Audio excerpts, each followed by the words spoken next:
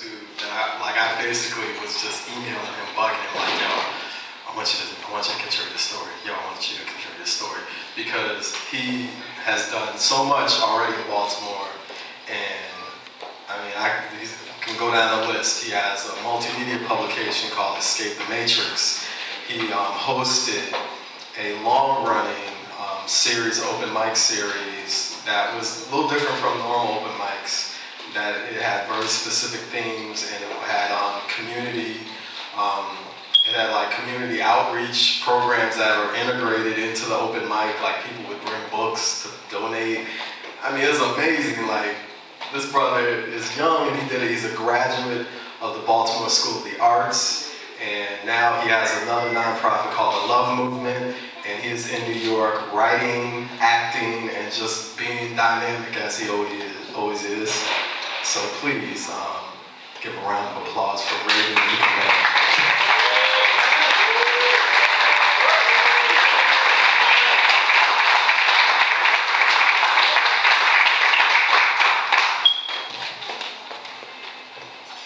Peace, everyone. How are you?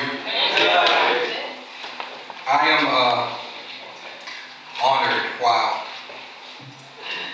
Like Jason said, he hit me up a few times, you know, making sure to stay on me, and I'm so grateful. I moved to New York, and so many things changed, you know. Getting used to my new city, and preparing to get on my hustle CEO mode, as I call it. Doing my best to prepare to be this small fish in this huge ocean in Gotham. And I'm just happy that he stayed on me, because I'm so honored to be a part of something so amidamorphous. Wow. I have my own open mic called The Storytellers, which I actually stopped here in Baltimore, but it's about to start in New York. It's an open mic that's geared towards the importance of reading. And we have something called the Pay It Forward movement, which we ask everyone to go out to the neighborhood and help out people, and then come back every month and just talk to everyone in the audience about how you help someone. After you help that person, we only ask that you ask them to then go on and pay it forward and help someone else. We also did book drives, picking different schools throughout the city where we would go and help the school, ask everyone to come to the show. Usually it would be a free show. So we would ask, since this Storytellers is free, we ask at the very least you can bring a book or several books to the show, and then we take it to a school of our choosing. And I have a magazine called Escape the Matrix. So I haven't written any fiction since I was in middle school. So I'm usually, you know, a journalist doing interviews or covering stories all around the country. So I was challenged, and I was amazingly nervous. I never shared that with Jason, but I was really nervous about doing this. But honored that he asked me to, because it challenged me. So with that being said, I will read an excerpt from the revival. And here we go. Time changes and people evolve. But I get the feeling not everyone likes that. My dad was 22 in 2012, and he tells me stories about how everyone assumed things would be so different by now. About how technology would have advanced greatly, and how relationships between races, cultures, etc. would have become more peaceful. My dad's an optimist, always has been. But at 17 years old, I knew better. I've read up on history, and from what I can see, things seem to always go around in cycles. But progression is balanced only according to whom you're asking. As I prepare to start my first year of college, I look at the world and I wonder how we got to this point. On one hand, there's progress. But on the other hand, we're just as bad off as we were back in the Stone Ages, aka 1940. My dad had such high hopes for this country and this world. And in some instances, he's received the things he's prayed for. I just don't think he was prepared for the things that would come along with it. 4 years ago, we elected our first president of the same gender-loving community. Alexis Vanderhyde comes from old money and had been married to her wife for 10 years. 8 years before becoming president, she joined the Senate. 2 years after that, she led the charge to help us pass a federal law making marriage equality legal in every state in the United States of America. For many, this was a day to celebrate. For others, it was a sign that the world was coming to an end. To be honest, I didn't really care at the time. At 17 years old, I can honestly admit political and religious issues like this didn't stare me dead in my face. That wasn't until 2 years ago, when I had no choice. After the federal law was passed, everyone assumed that people would magically begin to love and respect each other. But I've read my history books. I'm only a few generations removed from slavery, so I'm not sure why anyone thought in 2018 suddenly everyone would love gay people, when so many still don't love blacks, Jews, etc.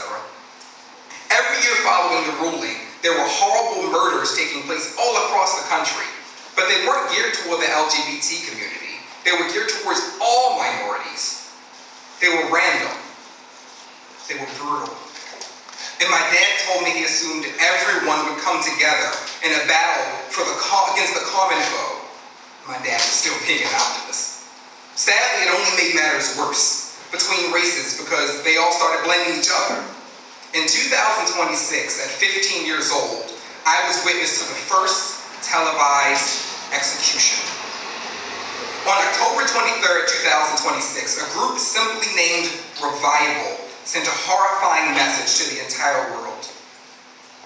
At the time of the airing, Revival was known simply as a radical group made up of people from several different religious groups: Buddhist, Muslim, Hindu, the Church of Scientology, but the leader, whose name nobody knows to this day, was boldly Christian.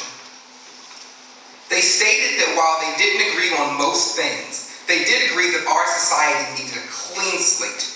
They believed that for too long we've allowed our ignorance and disrespect of faith to control our every move, and they were sent to set things right. My dad and I were confused because we didn't get why this made any sense in them.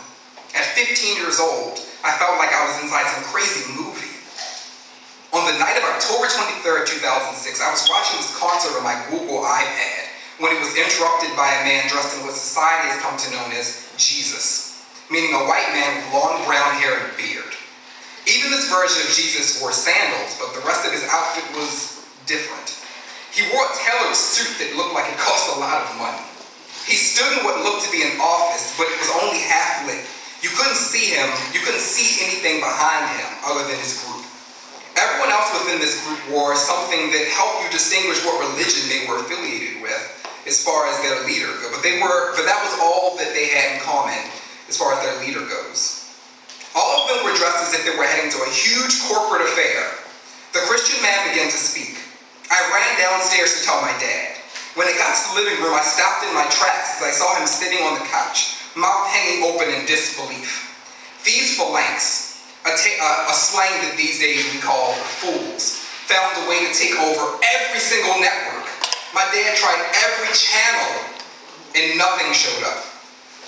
The Jesus dude went on explaining that the revival had come to realize that their threats were going unnoticed, and that they warned everyone that actions would be taken if everyone didn't start living their lives right. They stated that the world would understand the consequences. I spoke into the air, "Hey, Jonathan," and my best friend responded, "Dude, do you see this?" I was happy that this crap wasn't messing with the Halo links that we purchased only 4 days ago. Okay, so Halo links make it so you don't have to use text or call or anything like that to be able to reach out to someone. You just set up the software in your house and provide it with your social security number and the names of anyone you want to connect with, first and last name. And you can just speak in the air and it'll connect you to whoever you want to talk to. If you're home, no headset is needed. But in public, you have to wear something kind of resembling a Bluetooth. Anyway, I go and ask him what he's doing. I go to ask him what does he think about what's going on. And he said, "I don't know, dude, but these motherfuckers are nuts." I giggled because my dad hates cursing, but he was paying no attention to what Jonathan said. That alone let me know how serious this was to him. I don't think I grasped it so deeply yet. Jesus said, 2 years ago, you chose to elect a sick beast as the leader of the free world. Since that time, you've continued to spit in the face of God. Before that, you passed laws letting these beasts marry. And this is all while still committing every sin under the sun. Abortion is still legal. Most of you are having sex outside of marriage. You sicken me. My Buddhist brother is saddened because none of you know peace. None of you understand how to properly find enlightenment. My Muslim brother tires of you feeling like this country only fears them. Offers no respect or sadness for all the crimes committed against his people on 9/11. He tires of this country's ignorance. I noticed while watching that none of the people in the revival were women. Jesus continues speaking. Because you all have chosen to listen, not to listen to us, and ignore our pleas to set your life on the right path, we must do God's will. For while we may differ on many things, we do agree that no matter what we may call our higher power, it is that higher power that rules us all, and you people have sadly forgotten. With that last comment, the Hindu brother flipped the switch, and you could see the conference table. Around the conference table were 10 people with hoods over their faces.